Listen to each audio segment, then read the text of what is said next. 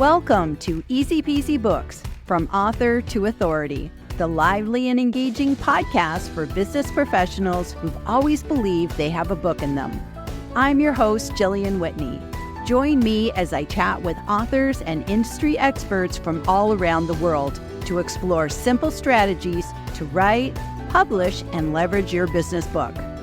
Whether you're an entrepreneur, executive, or an employee, this podcast is for you.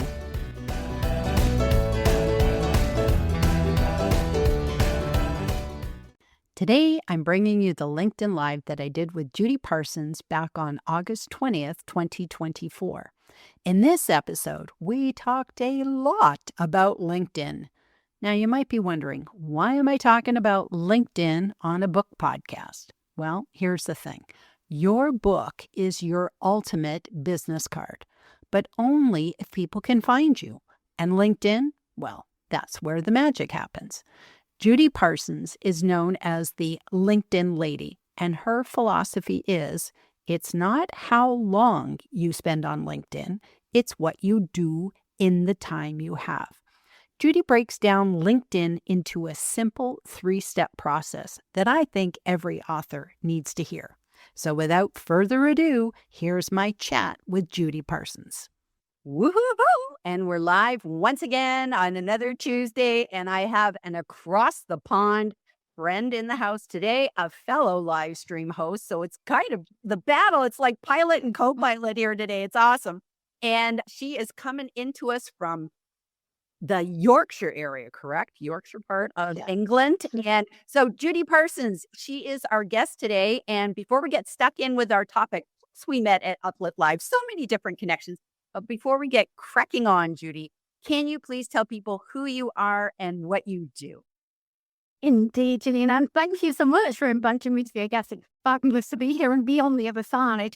Yes, my name's Judy Parsons. I say aka the LinkedIn lady. It's what people know me locally. I've been working with business owners and sales teams for the past 11 years to help them use LinkedIn as a lead generation platform. So I do training and I work on people's profiles, and I just do LinkedIn. I love LinkedIn, and I've been here a while. So it's just great.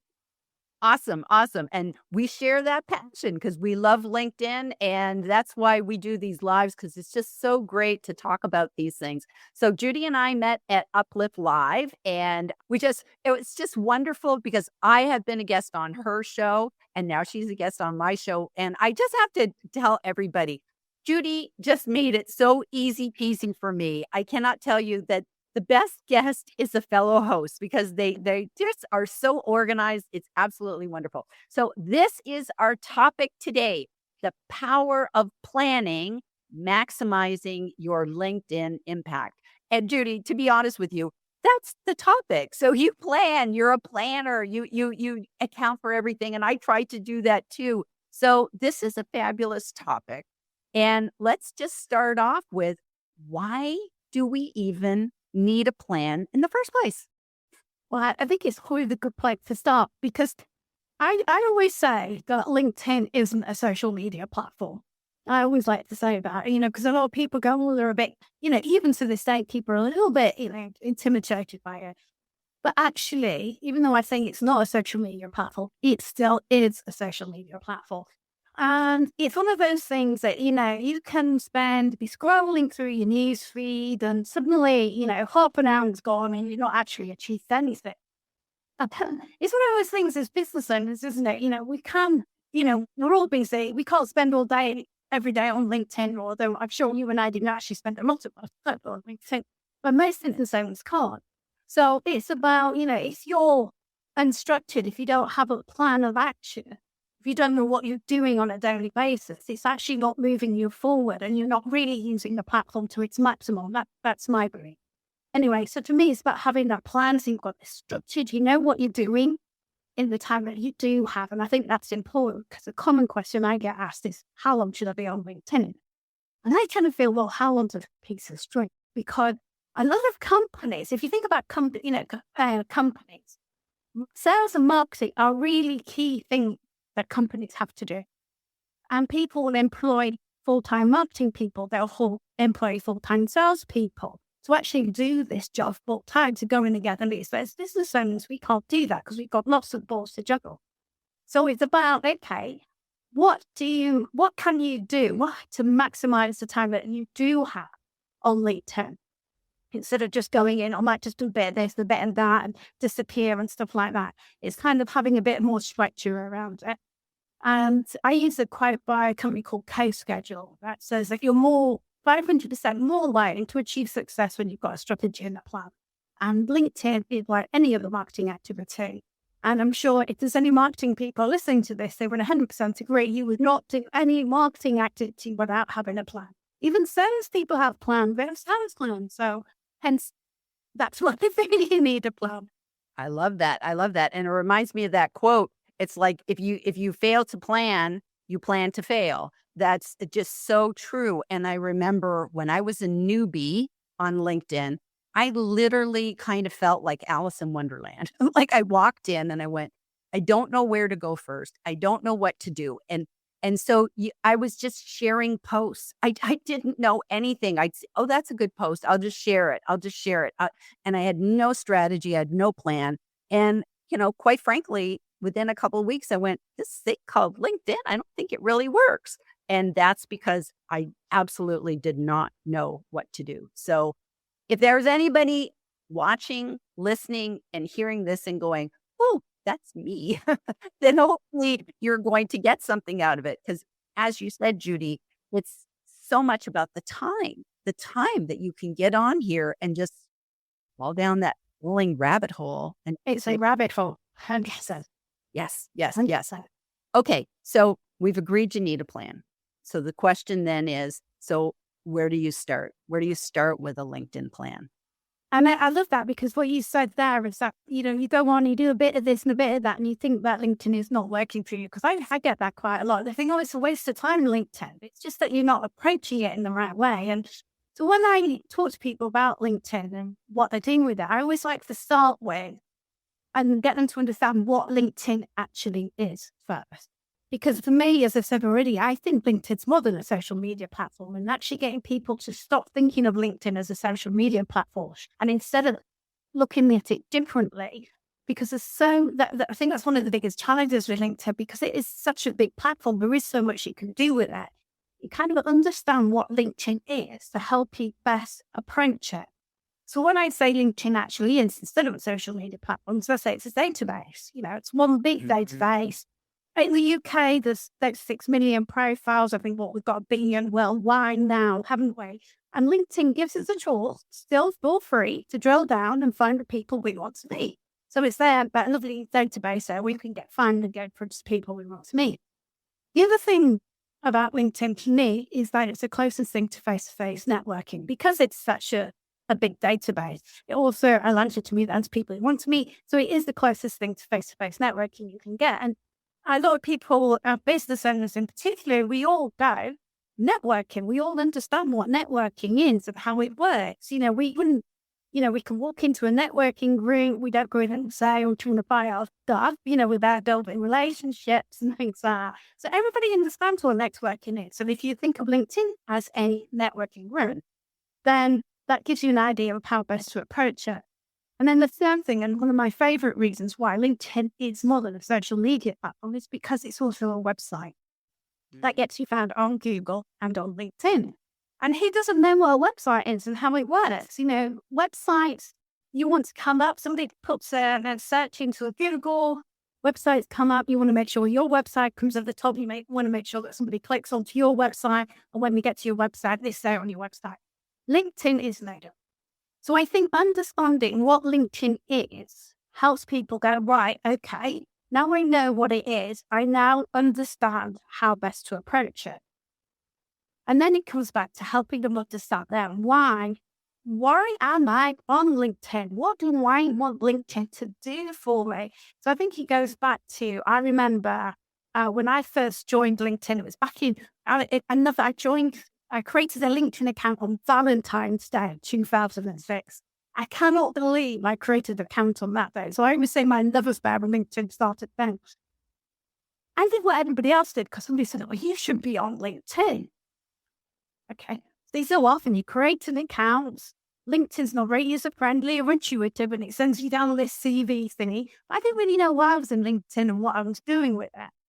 So, fast forward a few years and I started working for myself, then the whole thing changed and I wanted to use LinkedIn to raise my visibility and, of course, to generate opportunities and leads and things like that. So we've got to understand, why are we on LinkedIn? What is it we want LinkedIn to do for us? Because I think that's hugely important. And, it could be that you just want a good presence on LinkedIn. I was working with a client who had somebody they knew and said to them, I heard that you were on LinkedIn. I could pass you loads of referrals. So he was very, very keen to get a LinkedIn profile because he wanted to maximize the opportunity of getting those referral opportunities. So it may be you just want a good presence. It may be that you want to raise your visibility, build your credibility. But, I guess most people on here would say they want to generate leads. Mm-hmm. So, understand what LinkedIn can do for you and why you want to be on LinkedIn. That's definitely always the first place I would start. And then really importantly after that, of course, is who's your audience? Mm-hmm. Who is it you're talking to? Again, I liken it to networking because, you can go networking. Are the people you want to meet, are they networking? Where do they go networking? LinkedIn is massive, 36 million profiles, as I mentioned, in the UK alone. You have to know who it is you want to meet in order to go and find them, whether that's online or offline. So that's where I always start with the LinkedIn plan, going through those three things. That's awesome. That's awesome. And, I love that you brought in that it's a database because Kevin D. Turner talks a lot about that. And, and it's just, we're the product, it's like we're part of the LinkedIn product. This is what when LinkedIn is selling its, recruiter and sales navigator, we're the product that, we want to be found, and find people. So I think that's really important to know that you're the product, but also you're looking for other people, whether you're looking to just, like you said, for all those different reasons that you could be on LinkedIn, keeping that in mind is so important. And that's why making use, for anybody who has never done this, doing a data archive and downloading your data archive proves that LinkedIn is a database, because you're going to get all those spreadsheets and sometimes you're just like, oh my gosh, but literally every post, every message, it's all part of the data. And if nothing else can ever make you go, I'm part of LinkedIn's data, go get your data archive. Do you know what? That was an absolute light bulb for me, Gillian, when at Uplift last year, when Kevin said about it. So I had never even thought about, users of LinkedIn, we are actually LinkedIn's product, because without us, LinkedIn can't exist. Exactly. And that was really, really powerful when he said that. I was like, oh my gosh. And he pointed out various fields and things like that you filled in on your profile. I was like, oh, that's a really good point. Mm-hmm. Absolutely.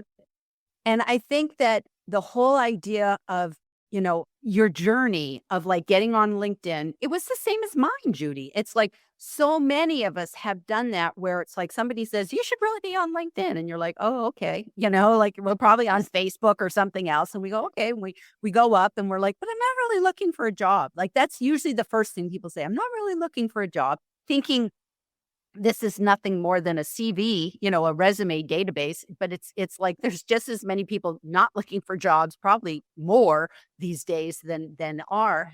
And yet we come on and we flounder for so long, years. It's not like we get on and we flounder for 3 days. We usually flounder for a year or two. And everybody will say, well, I got on LinkedIn in 2012, but I wasn't actually active until 2022. I was on for 10 years not doing anything.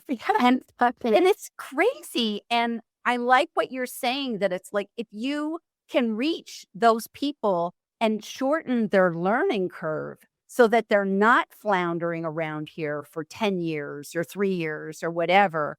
That, to me, is the key. So, the power of planning, I truly think it's one of the most amazing things that we can do. So, cheering you on. And I don't think it needs to be overcomplicated, as you're absolutely right, because a lot of people do go on there and think it's because it's, for job hunting and things like that.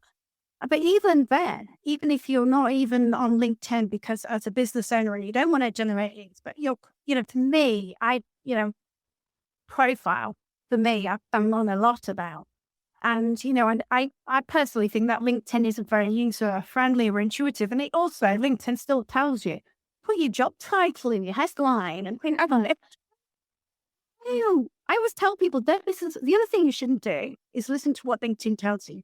If this is for you, what do you want to use LinkedIn for? And then do it as you want to do it, not how LinkedIn suggests or thinks that you should do it.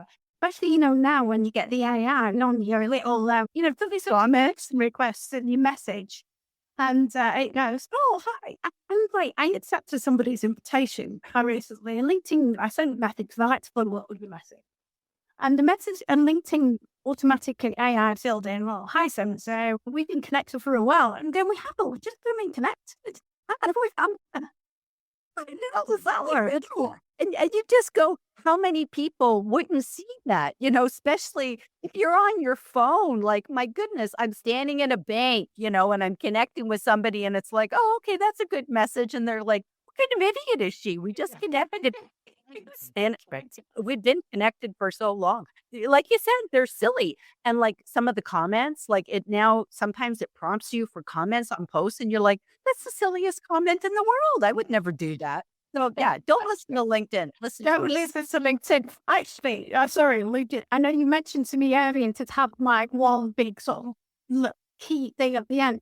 And actually that would have been it. Don't listen to what LinkedIn tells you. No, you want to do with LinkedIn. Exactly.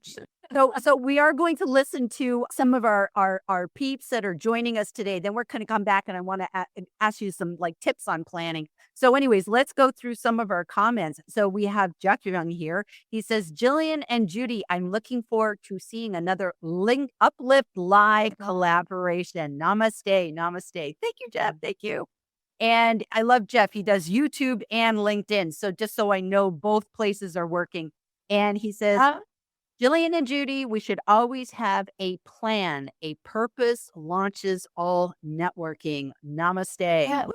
Ooh, I love that, Jeff. I might have to mix that. That's a good one.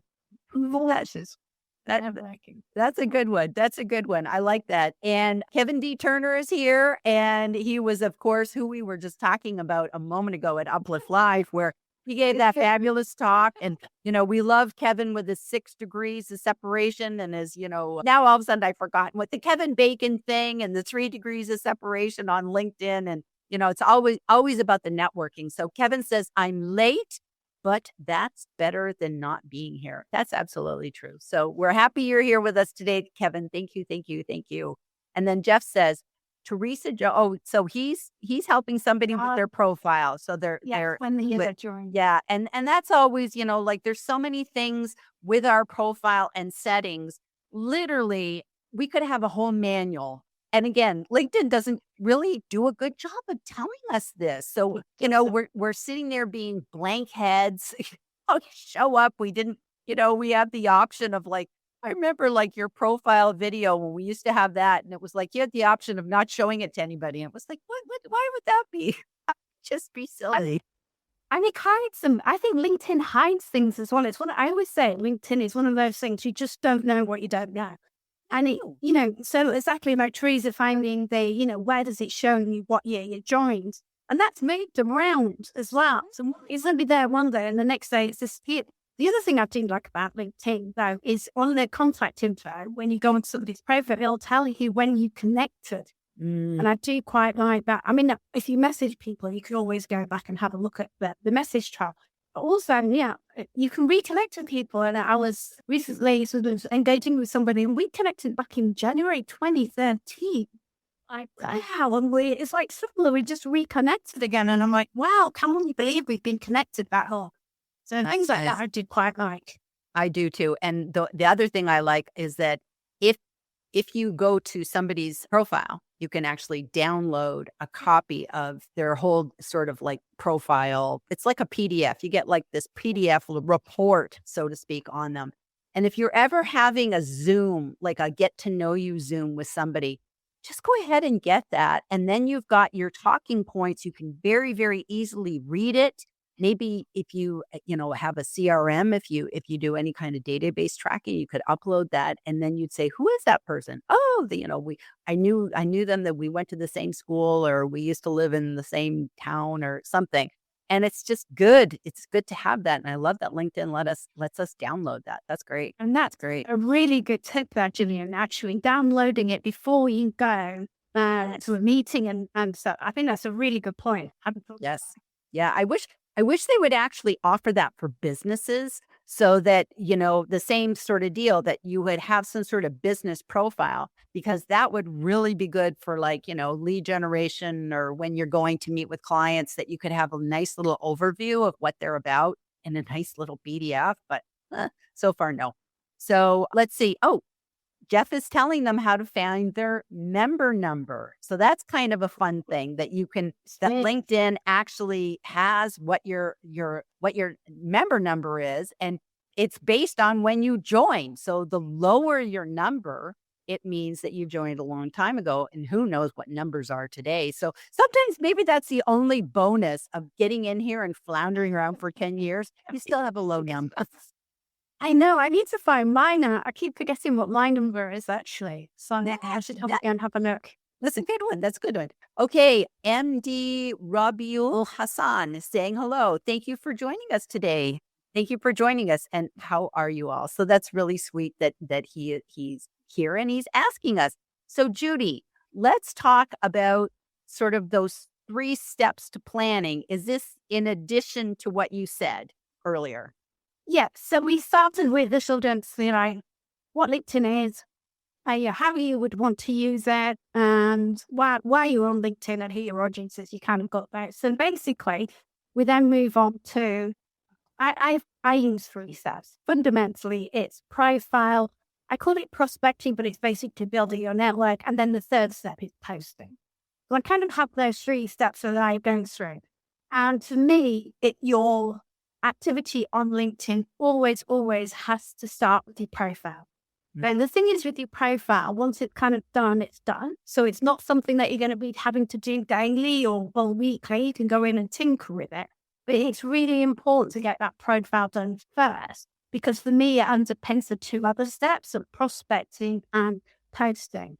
So for me, the profile is like the passive bit. It's your short brands. It's what people see. It's the first impressions that you make. And it follows you around LinkedIn. So when you are going in to connect with people and meet people on LinkedIn, when you're engaging with them, when you're posting yourself, it's what people are going to see. So it's really important that we put our best foot forward and make sure that we've got a good profile that positions us as the experts, so that when people come to our profiles, they understand exactly what it is we do and how we can help. So this is the whole story of it's not your CV, it's your professional brand. How do you want to come across? This is where we're not listening to LinkedIn to tell you what to put. I don't know if anybody's ever done that AI, but you can rewrite your profile using AI within LinkedIn, and it's absolutely diabolical. Like, gives me the jitters just think about it. So I do bang on a lot about that. And I always tell people you've got to start there. And I'd say, and so this comes into why you're on LinkedIn, because for a lot of people, if you're going to be on LinkedIn and do nothing else, just have that good profile, because your LinkedIn profile will be working for you 24/7 in the background, supporting all your other marketing activities, like your networking, those word of mouth referrals. So for me, some people don't like LinkedIn, and I get that. It's a tool in your marketing kit bag. So if you don't want to use it, just get a good profile. So it's really important to do that. And because it's all about raising your visibility, having that profile, what you're doing is driving traffic back to your profile, of course. So you want to make sure that when people come to your profile, it does position you in the right way. Because I say it's a bit like driving people to a 404 error page on your website, if that's not there. You can't leave anyone in any doubt that you're not the right person for them, because then they'll go off and find somebody else. So that's the same. Once it's done, it's pretty much passive. So what we want to do next, where most of the time then that we're likely to spend on LinkedIn, once that chunk of work is done, it's not easy. It's never easy writing about yourself. But a lot of people have already got a website. They've probably already got the messaging and the branding and everything they need if they've already done a website. So LinkedIn shouldn't be any different to their website. should be consistent across the board. So if you've already got a website, you've already got the text for your LinkedIn profile, which is a really good place to start. So then we want to get proactive. And for me, the next step is prospecting. So this is all around growing your network, going in and again, understand who is it you want to meet so that you can go and find them on LinkedIn. And this is where you're going to spend a lot of your time. And I do it specifically in this order: profile, prospecting, and posting, because it's important to have a network of people that you want to meet, that are interested in what you've got to say, because otherwise that impacts your post. At one time, I mean, it's so important. We have to be connected. There's no doubt we need to be connected. But it's about having an engaged network, isn't it? People who are interested in what we've got to say. So the activity in the plan is, okay, here's your audience. Where are they on LinkedIn? How are we going to find them? And how are we then going to start building the relationship with them? Because essentially, the easy bit is finding people on LinkedIn. So easy to find people on LinkedIn. The hard bit is that they're cold. So they don't know you and you don't know them. Again, I liken it to networking. You walk into a networking event for the first time, 50 people, you have no idea who they are, they don't know you. What do? You walk up to the first person who's here and you go, what have you been here before? What do you do? It's asking questions then, right, and things like that. So it's applying those principles of building relationships. I know it's a very sort of broad kind of tab, but it's about how can we build relationships on LinkedIn so that they start to get to know us. We're popping upon their newsfeed and they go, oh, actually, I'm interested in what she's got to say. I'll have a chat with her. So for me, that's where the majority of the time is. And that's where it is about being focused on what you're doing. So, what are those pre-connection activities? What posts are you going to engage with? Who are you actually going to be following, etc. and stuff. So it's that sort of thing where you need to be really clear. And it's some of what I'm saying to people realistically is I might say about this. You got all these things and you're going to treat me at the end and go, what's this link like? I'll say it now because I say have a timer. So you need more than 10 minutes, or you might break it up into slots, but have a timer and press your button, and then you do as much as you plan as you can in that time. So you're going in and you're engaging and you're connecting and you're messaging and you're following up, because you can really get to know people without having ever actually met them on LinkedIn by having those conversations through engaging and commenting on their posts. So that's a big part of it. That's excellent. And, I love that you said there has to be the method to your madness. It's like those three things are important, but the order is important, because literally so many people get it wrong. They start posting, and if you're connected to 5 people, you're posting to like an empty room. It's like you're having a play and no one's there to watch and clap and cheer. And so it can be such a nightmare. And also too, you don't want to have a profile that, like, if anybody wanted, they saw your post and they said, oh, this is a really good post. And then you go there and you go, well, this person, they got a blank head and they have no headband, no banner. And I don't even know where they went to school. I don't even know what they do. It's weird and sketchy. Then they're like, they're out of there. Yeah, I mean, people do business with people. People, whatever we do online, it's all about doing business with people. So you need a good profile photo. People need to be able to recognize you. So we need to be zoomed in so people can recognize you. Like you would go if you were out networking face to face, so they were saying a paper bag over your head and things like that. Right. Likewise, if you don't grow, some people will say to me, oh, I'm posting on LinkedIn, I'm posting. And I go, well, let's just step back. Before you post, posting is important, don't get me wrong. But before you post, let's just step back. Is your profile good enough? Doesn't have to be perfect, but is it good enough? And are you connected to the right people? Because likewise, if you haven't got a big network, like you said, you haven't got reach. But also, likewise, if you've got a massive network, or you're not just connecting everywhere and with everyone, that isn't going to work for you either when you're posting. So it's finding that balance. I think it's a fine line between, the quantity and quality of your network. It's a real fine line. I absolutely agree. And look at this. Jeff has found one for you. Jeff, Judy, we're in the first 5 million. And it's like he's got it down to the absolute T. He knows the number. So he's got your number, Judy. I'm so emotional. That's amazing. Oh, I'm really pleased about that. That's good. That's good. Thank you, Jeff. That's awesome. We'll make sure That's 5 million, wasn't it? You know? No, wouldn't that be cool to be the person that like flips over the thing? It's like, ta-da! You just imagine confetti coming up and all sorts of like great things. Great thing. So Pamela's joined us. Dang, I hate being late. So it's okay. It's okay. We're happy. And just says Marianne Avery. That's a long time ago. I don't know where Marianne. What I see. I don't see Marianne's comment. So No. some of the comments are not coming through. So it's kind of weird. And Jeff says, Judy, I love your networking approach. And it's true. Our networking approach says so much about us because, when you talked about people just connecting, you just feel like they're going, tag, you're it. There's, there's no purpose to it. It's just like crazy. So Judy, we have reached the end of our 30 minutes. Another live is over. So I want to ask you a question and then I'll ask you to share a final thought. So first of all, guest versus host. What did you feel? You've been both now. So you've hosted me and now you've been my guest. What's your fave? You know what? Serving the host. I feel so much more pressure being the guest.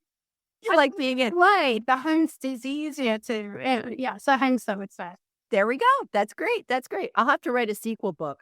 What did live host mastery? And just go through all that. But that's great. And actually, Judy, I do commend you because you are a very, very good host. You just had it down to a science. So I would come back to your show anytime. You were amazing. And I highly recommend anybody who wants to be on Judy's show, apply. Ask her if you can be on. Be good. But she's... Oh, yes. I'm always open to guests and there's lots of people listening, Jeff.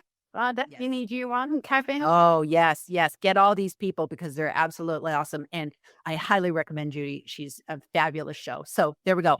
Now, I will let you leave our live on your note. Is there any final words of wisdom you want to share with us today? Well, I think, obviously we talked about planning and having a plan, but I think you can still be spontaneous on LinkedIn. LinkedIn is about having a bit of fun and still going in. So what I kind of say is like, if you do your plan and you can go, I've done my business development stuff, you can still go in and do other stuff outside of that, which may be just scrolling through your newsfeed, supporting your network and doing things like that. I think the thing is, it's making LinkedIn fun. I like that. This is a great ending. All right, Judy, thank you so much for being here today. Thank you to everybody who joined us today on the live, later on the podcast. And we're just happy you're here and we will see you all next week. Okay, bye everybody.